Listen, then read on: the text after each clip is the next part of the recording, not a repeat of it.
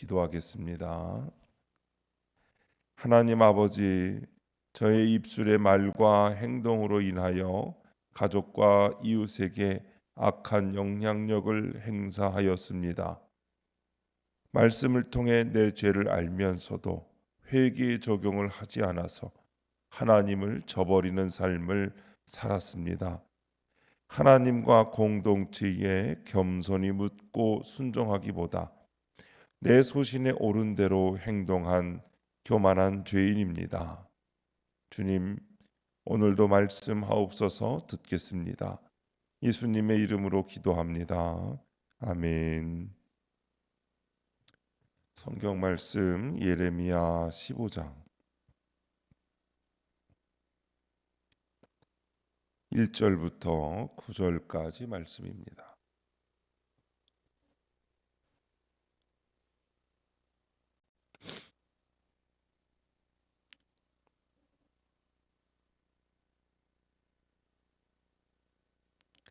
찾으신 말씀을 다 함께 한 목소리로 읽겠습니다. 여호와께서 내게 이르시되 모세와 사무엘이 내 앞에 섰다 할지라도 내 마음은 이 백성을 향할 수 없나니 그들을 내 앞에서 쫓아내 보내라. 그들이 만일 네게 말하기를 우리가 어디로 나아가리요 하거든 너는 그들에게 이르기를 여호와께서 이와 같이 말씀하시니라. 죽을 자는 죽음으로 나아가고 칼을 받을 자는 칼로 나아가고 기근을 당할 자는 기근으로 나아가고 포로될 자는 포로됨으로 나아갈지니라 하셨다 하라. 여호와의 말씀이니라. 내가 그들을 네 가지로 벌하리니 곧 죽이는 칼과 찢는 개와 삼켜 멸하는 공중의 새와 땅의 짐승으로 할 것이며 유다 왕 히스기야의 아들 므낫세가 예루살렘에 행한 것으로 말미암아 내가 그들을 세계 여러 민족 가운데에 흩으리라. 예루살렘아, 너를 불쌍히 여길 자 누구며 너를 위해 울 자 누구며 돌이켜 내 평안을 물을 자 누구냐. 여호와께서 이르시되 네가 나를 버렸고 내게서 물러갔으므로 내게로 내 손을 펴서 너를 멸하였노니 이는 내가 뜻을 돌이키기에 지쳤음이로다. 내가 그들을 그 땅의 여러 성문에서 키로 까불러 그 자식을 끊어서 내 백성을 멸하였나니 이는 그들이 자기들의 길에서 돌이키지 아니하였음이라. 그들의 과부가 내 앞에 바다 모래보다 더 많아졌느니라. 내가 대낮에 파멸시킬 자를 그들에게로 데려다가 그들과 청년들의 어미를 쳐서 놀람과 두려움을 그들에게 갑자기 닥치게 하였으며 일곱을 낳은 여인에게는 쇠약하여 기절하게 하며 아직도 대낮에 그의 해가 떨어져서 그에게 수치와 근심을 당하게 하였느니라. 그 남은 자는 그들의 대적의 칼에 붙이리라. 여호와의 말씀이니라. 아멘. 돌이킬 수 없는 멸망이라는 제목으로 말씀의 은혜를 함께 나누겠습니다. 본문 요약입니다. 하나님은 모세와 사무엘이 유다 백성을 위해 중보할지라도 그들을 멸하고 흩어버리겠다고 하십니다. 뜻을 돌이키기에 지쳤다고 하시며 자신을 버린 그들을 멸하시겠다고 하십니다. 또한 수치와 근심을 가져올 이 벌은 백성이 그들의 길에서 돌이키지 않은 결과라고 말씀하십니다. 첫 번째, 므낫세가 행한 것으로 말미암아 1절부터 4절 말씀입니다. 유다를 심판하시려는 하나님의 뜻은 어떤 중보자도 돌이킬 수 없을 만큼 확고합니다. 그런데 이 재앙은 므낫세 한 사람의 악행에서 비롯된 것입니다. 악하고 음란한 인간은 심판을 막을 수는 없지만 자기 영향력 아래 있는 이들을 타락시킬 수 있습니다. 이처럼 모든 사람에게는 악한 영향력이 있습니다. 그러므로 나 한 사람의 죄가 가족과 지체에게 끼치는 악을 인정하고 이를 유일한 중보자이신 그리스도께 맡겨야 합니다. 적용 질문입니다. 내가 가족과 이웃에게 행사하고 있는 악한 영향력은 무엇입니까? 이 문제를 얼마나 심각하게 생각하고 있습니까? 로마서 14장 13절에 보면 그런즉 우리가 다시는 서로 비판하지 말고 도리어 부딪힐 것이나 거칠 것을 형제 앞에 두지 아니하도록 주의하라 하는 말씀이 있습니다. 나 자신이 죄인인 것을 생각하면 우리는 누구도 비판할 수 없습니다. 그런데 특히 가정에서 부모는 자기 영향력 아래에 있는 자식에 대한 비판이 참 많습니다.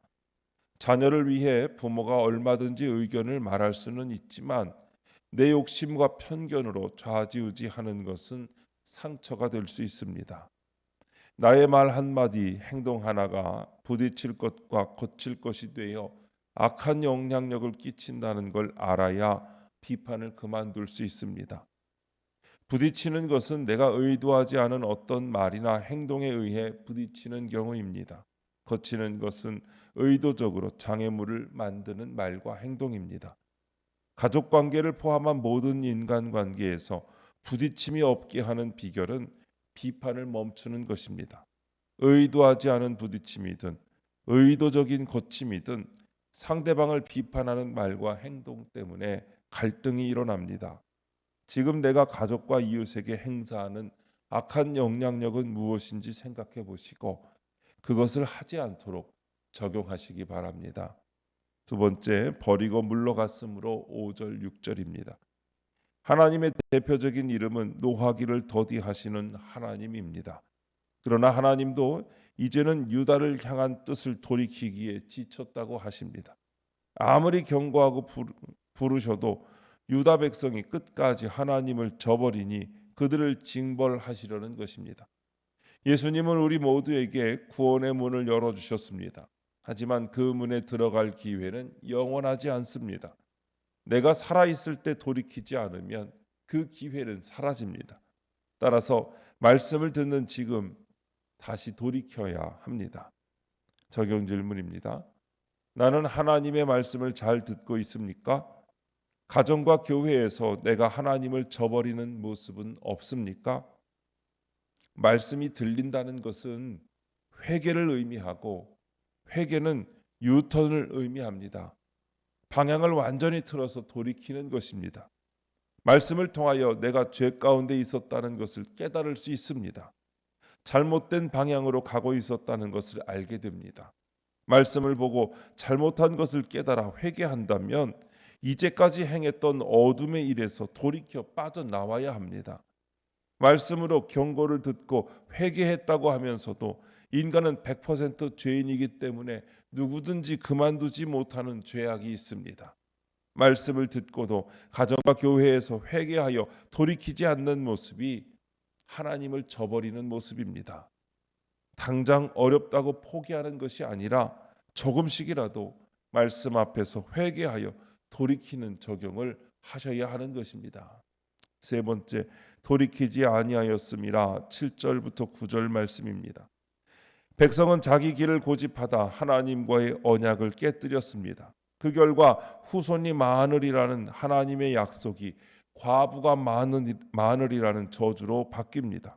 강직한 소신도 말씀에 순종한 것이 아니면 고집스러운 반역일 뿐입니다.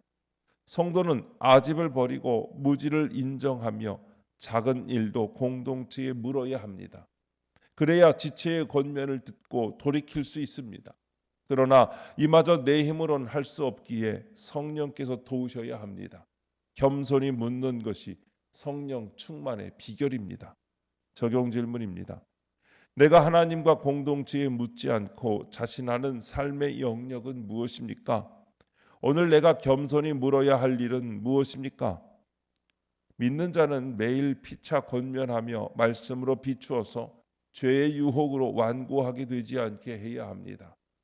어제 잘했다고 보상 심리로 오늘 삼가지 않으면 금방 말씀의 인도가 아니라 죄의 유혹에 끌려가고 맙니다.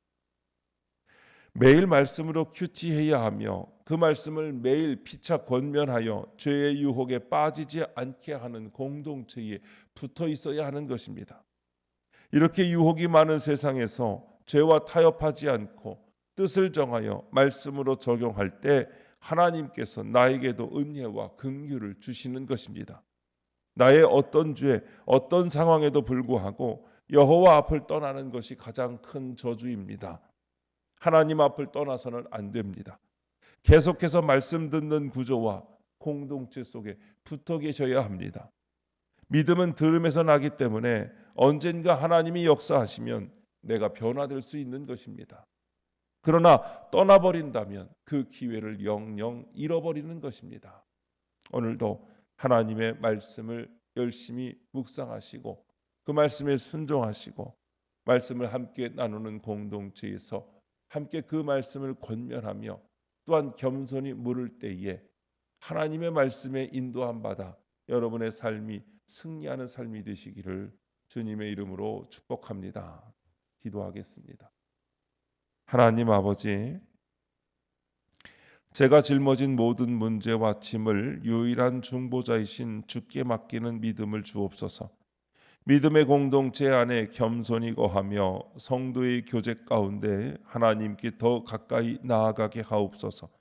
아집을 버리고 늘 말씀과 성령의 인도하심을 구하며 살아가게 하옵소서.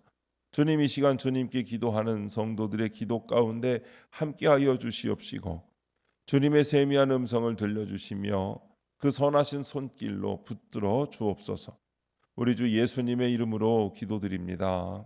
아멘. 이 시간 이후에는 여러분들의 기도를 주님께 드리며 하루를 시작하시기 바랍니다.